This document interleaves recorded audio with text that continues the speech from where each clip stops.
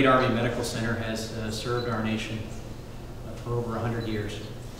And it is the flagship of military medicine and my home for most of my 24-year military medical career. Next slide.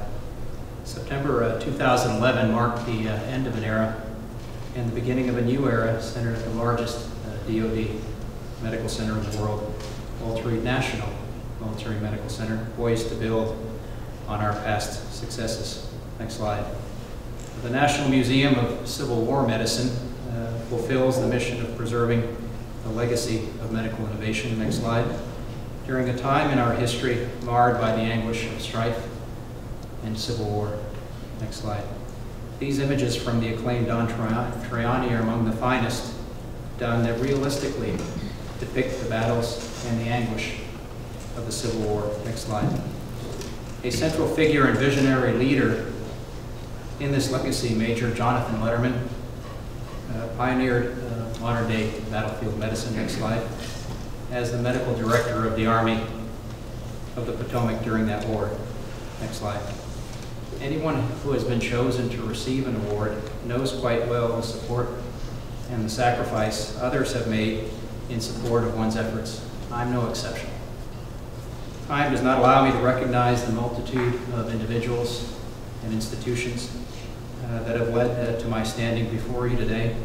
I would be remiss, however, if I didn't recognize 4 unique and supportive individuals and one particular institution, without whom and without which any success for which I'm being honored would not have been possible.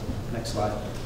First and foremost are my wife and partner, Tanya, our son, Nico. Next slide. Together they are my strongest and most resilient members, from which I derive energy, hope, courage, and inspiration. Next slide. Second is the U.S. Army Major, former Senator Max Cleveland. Next slide. Whose continual struggle against overwhelming burdens sustained while in uniform. Next slide. Remains an inspiration to many, including me. Next slide. Third is my beloved U.S. Army Colonel Retired Thomas Carey Schofield, proudly known as Dust Off, for his courageous and his heroic service. Next slide. As a medevac pilot during the Vietnam War. Next slide. Who repeatedly risked his own life and safety to rescue his stranded, wounded, and deceased comrades, allowing them the opportunity to return home to their country and their loved ones. Next slide. Finally, as many before me, since our great nation was founded based on a constitution that remains a beacon of hope for many. Next slide. I wear the uniform, the boots, and the rank of a United States Army soldier, sworn to honor and defend and serve my country. And the Army has been my home for the past 28 years. My accomplishments would not have been possible without the support, encouragement, and collaboration of my colleagues in uniform, both past and present. Next slide.